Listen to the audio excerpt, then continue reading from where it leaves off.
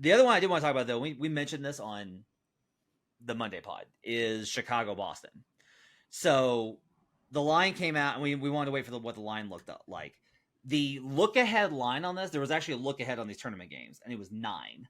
It popped at 12, which is, to me, indicative not only of the power rating differential, but also that they're aware the Celtics have to absolutely smack this game to get in. This is the one where the Celtics need to win by a shit ton. The Celtics situation is they need to win, a Brooklyn win, and then Boston wins tiebreaker over Orlando and Brooklyn, as long as they can get the tiebreaker up there. Orlando is plus 22. Boston is 0. So Orlando's done. They don't have any more games to play. If Boston wins and Brooklyn wins, those 3 finish 3-1.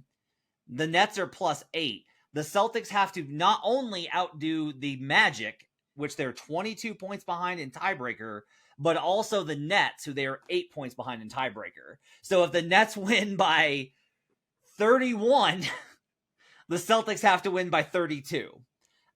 Jason Tatum said comments today, so he didn't like the tiebreaker being point differential, that at the end of the game you shouldn't be going for it. You should have respect for the game and your opponent. To which I would say, what's your suggestion for tiebreaker then? Because guess what? There is actually point differential does matter in playoffs if you get down enough tiebreakers. You just have more games to kind of figure it out against. Like, would you rather do a coin flip for $500,000? There, Jason, probably not. Whoa. So the Celtics need to smack. Now, what was interesting is when I started looking this game up, I found this weird thing.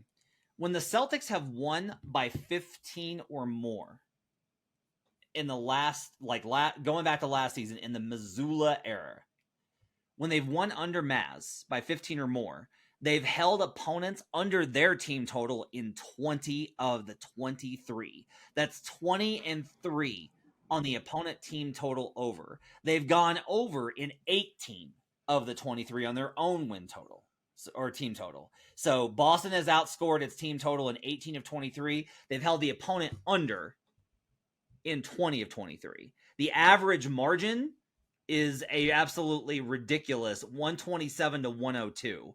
So when the Celtics do win, they win by a shit ton. Now, Drew Holiday's questionable. Derek White's sick, and he's questionable as well. They got a lot of motivation, though, to hit this. This is $500,000 on the line because the Celtics are going to be favored if they get into this.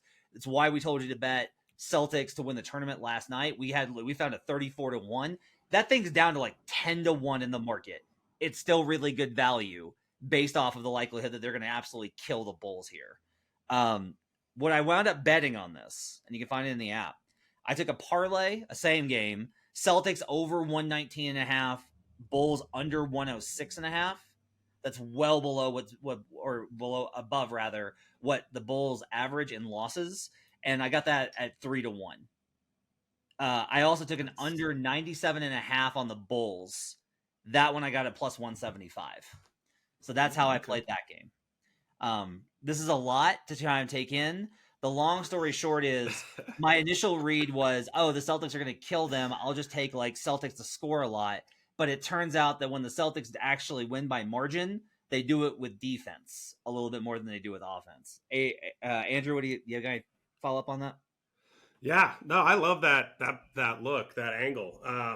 I was looking at a team total over with the Celtics, just pretty boring team total over, but I think I love that same game parlay. The Bulls are just 4-14 to the over, the team total over on the season. So, I mean, even if they didn't have that, even if you didn't tell me that stat, I would already be kind of looking to that angle. And then just the fact that they need to score. I mean, unless Jason Tatum decides that he respects his opponent more than their ability to move on to the next round, then yeah, they should just keep scoring and scoring. The Bulls are, I mean, I don't know what to say about the Bulls that hasn't been said already, man. But I came out here. I will say, like, the most NBA thing possible here is for the Bulls to win this fucking game outright. Like, I'm literally looking at, like, maybe I should just go ahead and take the Bulls on the money line for, like, a really tiny, small amount, just in case I get that screwed by this. Jay, what do you think about this?